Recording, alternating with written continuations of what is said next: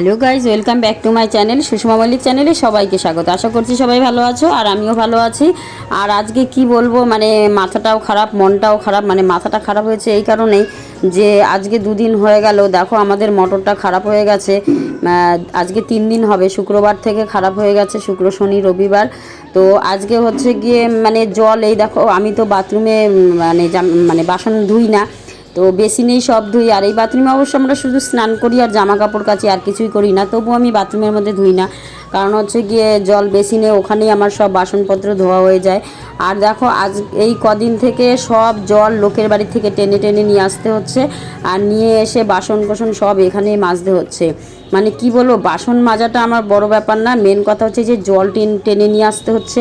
আর লোকের বাড়ি থেকে বলো কতবার জল আনা যায়, আর সারা দিনের মানে বাড়িতে কল নেই, মানে বুঝতে পারছো যে একদম সম্পূর্ণ সকাল থেকে রাত পর্যন্ত যতটা জল সব টানতে। দেখো একবার ধুয়ে এসেছি, আবার এত বাসন রেডি হয়ে গেছে। আর এদিকে রান্না বসিয়েছিলাম, পটলগুলো ভেজে নিচ্ছি। আর কি বলবো, মানে রান্না করতে দেরি হয়ে যাচ্ছে সব কাজে। মেয়েকে আলু সিদ্ধ করে দিয়েছিলাম, আলু সিদ্ধ ভাত খেয়ে মেয়ে, ছোটো মেয়ে টিউশনি পড়তে চলে গেছে। আর আলু সিদ্ধ করেছি, আজকে আলুর দম করব, আর এই যে পটল পোস্ত করব, আর হচ্ছে পটল ভাজা তো দেখলেই। তো এই হচ্ছে আজকে রান্না করব। এবার রান্নাতেও মন বসছে না, কারণ এত জল টেনে টেনে জামা কাপড় কাচা হচ্ছে না, শুকোনো হচ্ছে না, কোনো কাজ হচ্ছে না। আর আলুর দমটা করে নিচ্ছি, কেন বলো তো, একদম শর্টকাট রান্না, করতে তাড়াতাড়ি হয়ে যাবে। আর এদিকে দেখো এই কদিন থেকে যে বৃষ্টি, আর এই বৃষ্টিতে দেখো জল, আমার বাড়ির পিছনে যে বাড়িটা দেখো, তোমাদের সেটাই দেখাচ্ছিলাম, ওদের বাড়িটা একদম জলে ডুবে গেছে। দেখো কতটা জল উঠেছে। আমাদের বাড়িটা উঁচু দেখে আমার বাড়িতে কোনো জল নেই, বাড়ির সামনেটা একটুখানি জল হয়েছে। আর এই যে পাশে একটা জমি ছিল, বাড়ি করেনি কেউ, এইখানটাতে দেখো একদম পুকুর হয়ে গেছে, দেখলে কেউ বলবে এটা পুকুর। মানে এতটাই জল হয়ে গেছে, আর এদের সব ঘরের মধ্যে জল ঢুকে গেছে। মানে কি করে থাকবে গরু ছাগল এইগুলো। আর আজকে না রোদ উঠেছে, আজকে রথের মেলা, রোদ উঠেছে। আর যাই হোক, তোমাদেরকে জয় জগন্নাথ বলে নিচ্ছি, ভুলেই গেছিলাম যে আজকে রথের মেলা। যাই হোক, দেখো জামা কাপড় শুকোতে ছাদে এসেছিলাম, তাই একটু ভিডিও করলাম।